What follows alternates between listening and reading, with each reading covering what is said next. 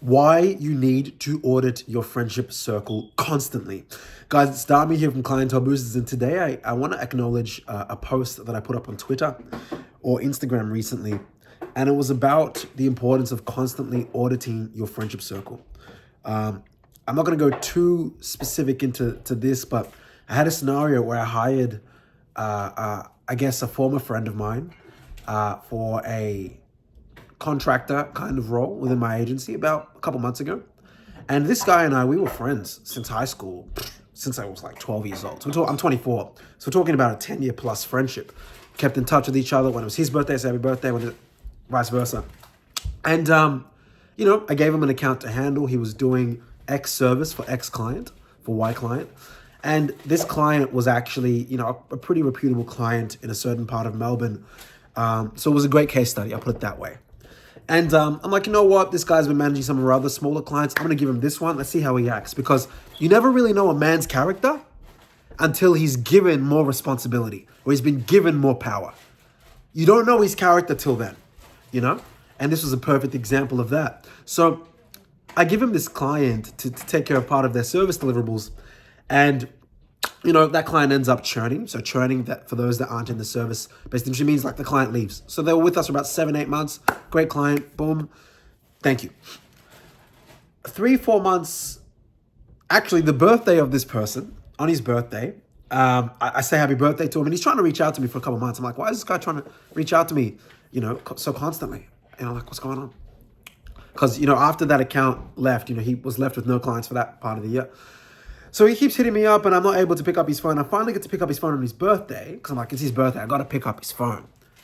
And I call him. I'm like, hey, bro, happy birthday. Hope you're doing well. He's like, yeah, man. I was like, bro, I've known you for 12 years. And he froze for a few seconds. And he's like, yeah, man, you have. And I was like, okay, that's not normal behavior. Like usually people are enthusiastic when you mention that. I'm like, what's up though? And he said, I need to apologize. I'm like, all right, here we go. And turns out the client of mine, because I didn't go to site, I didn't go to visit the client's location, but this guy did, the guy that I hired from high school. So he went to talk to the client, and this guy basically had a conversation with the client, and the client wanted to be upsold by our agency to do more services in a certain department.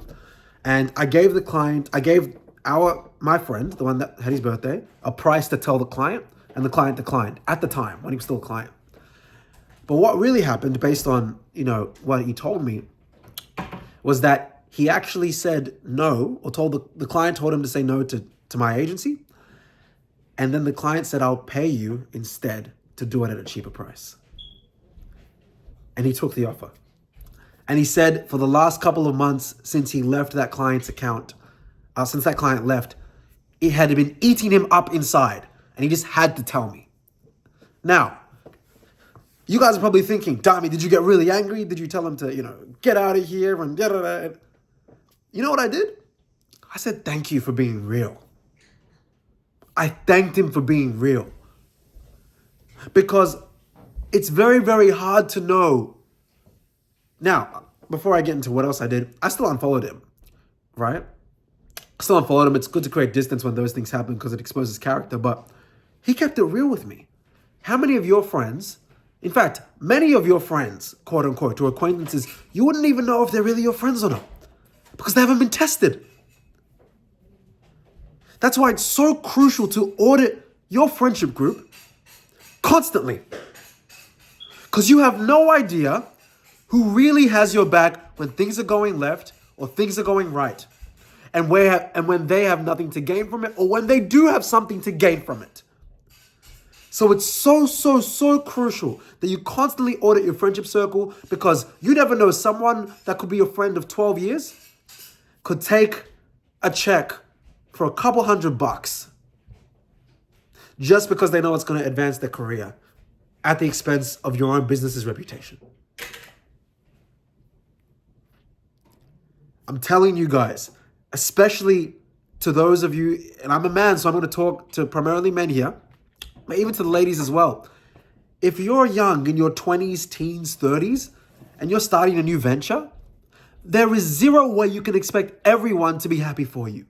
Get that out of your mind. It's impossible. One of the most dangerous emotions is envy. And that's the hardest to discern and to read. Audit your friendship circles constantly. Small tests. Because I can guarantee you there's probably only going to be 1 to 3 really, really true people that really have your back in the end. Now, maybe I'm a naive 24-year-old, but drop your comments. Let me know what you think about this. What would you have done in this situation? But if you like this kind of content, click the link below. I have a free Skool group where I share more rants, more stories like this. As young as I am, I've got so many of these stories, and they're good because these are the stories that are going to chisel your character. But if you want access to more of a private group with higher level entrepreneurs, there's a paid Skool group. I think it's like $129 a month. And then after that, there's, of course, a program for those that want to learn how to build a mega community. You can click that link below. It shows a bit of my interview with Ty Lopez, who's done over like $500 million in online sales. But anyway, guys, that's some food for thought. Audit your friendship circle. Much love. And as always, guys, think mega. Take care.